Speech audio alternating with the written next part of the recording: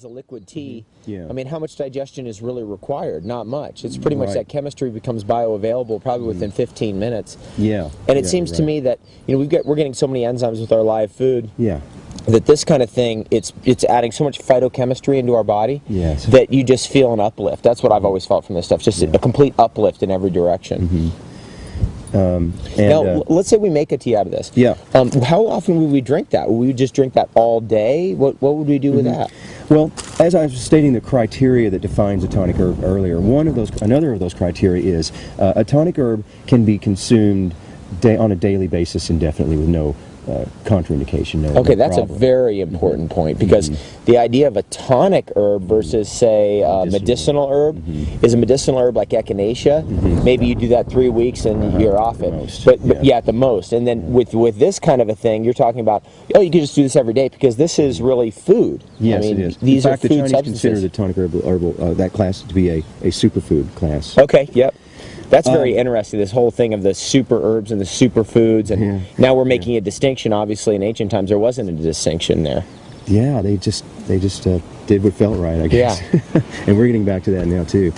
I love that the people in the raw food community do their homework. You know, that's what we're finding out. Don't limit your diet to a few things. That's a problem I kind of find sometimes in the vegan community. Yeah, very big problem. I'll just eat rice crackers all day. But the vibrance of the raw food community I see is because of the interest in biodiversity and understanding plant chemistry. And okay, I want enzymes from this, but that's not the criteria there. You know? Yeah. So okay, with this, what we're going to do is we'll take this whole thing and put it in about a gallon of water, or maybe a little more. This is a pretty big formula here, so maybe we'll put like 2 gallons. And I love sun cooking it.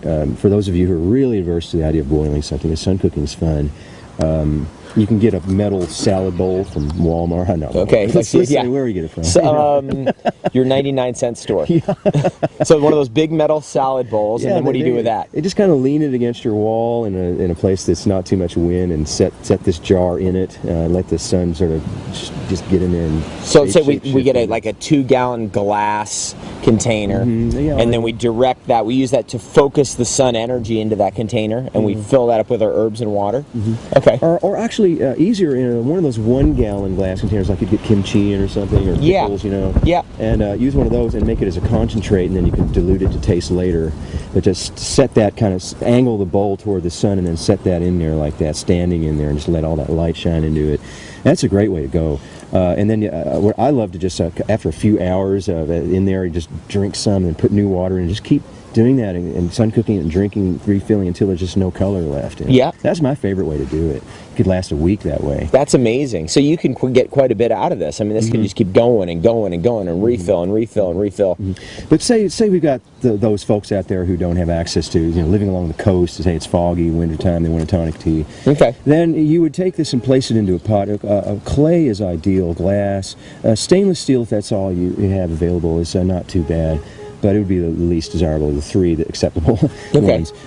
You place that in there with a few gallons of water, and what I like to do, again, to conserving energy and all, is to bring it to a boil. And the Chinese actually say it's nice to let them kind of bathe in the room temperature water for about 20 minutes, half hour, just kind of let them set. Then turn on the heat. Bring it to a boil. And monitor it closely, because you don't want it to boil over. But as soon as you start to see the boil happen, reduce the heat to a very low simmer and cover it. And I like to suggest cooking it that way about an hour. And then after that's cooked, presumably doing this at night is good. And after the hour, turn off the heat and then just cover the pot with a bunch of thick towels and stuff and go to sleep. And in the morning when you get up, the tea is still hot. And it is so beautifully decocted. It's okay, long, slow decoction overnight. That's something I've never heard before. So let's say you've got your stove on, okay, and now it's finally, everything's been heated up, and that's all like that. You're about to go to bed. Then you turn it off, right? So it's completely off. Then you wrap towels around your pot, or right? Kind of a comforter or something. Okay, and then that just holds the heat in, and then that just drives more of those nutrients out. Is that kind of the idea there? Nice, slow, long decoction, not using any real, energies, allowing it to decoct overnight slowly like that. Okay. And man, in the morning you've got this tea that's almost like syrup. It's so beautiful. Wow. Let me ask you a question about age, because I've heard that as with age and time, say you're 40 or 50 or 60, the tonic herbs become more important. Let's say you have a child who's 5 who's very ill. How would you approach that with the tonic herbs? Is that a time to bring in the tonic herbs? Sure. Okay, any age? Yeah. Any age. The tonic herbs, another criteria. They have to be completely safe for long-term use by anyone. I think kids benefit from them a lot. Reishi is a wonderful herb for helping a kid regulate out the immune system and build up adaptability. These herbs have adaptogenic properties. Children in today's world, we really need to help them support their ability to adapt to the onslaught of toxicity, and the prevalence of stress. Yeah.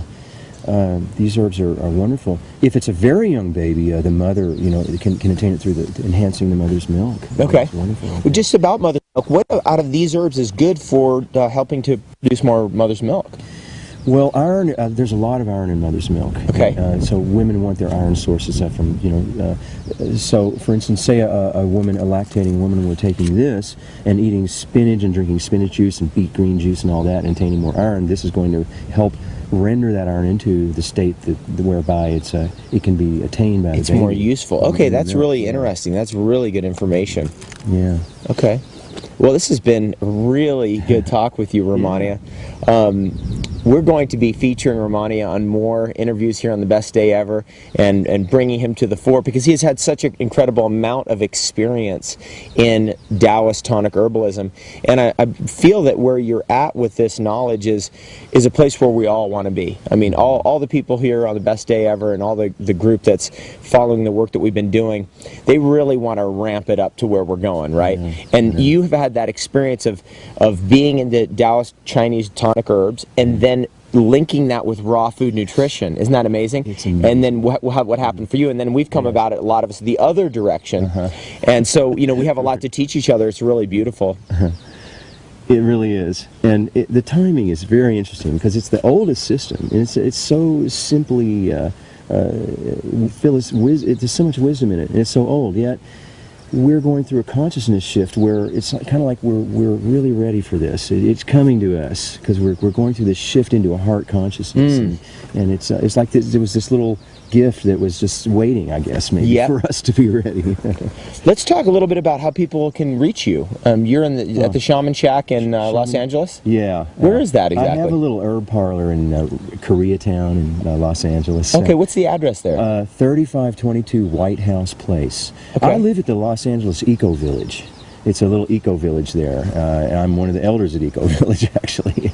I don't live now in the actual eco village. I live a few doors down, but I'm there as part of that. Okay. So if I welcome anyone to come over and visit my parlor and talk and even take a little tour of Eco Village. Is there a website where people can reach you or the Eco Village? Shamanshack.info. Okay, shamanshack.info.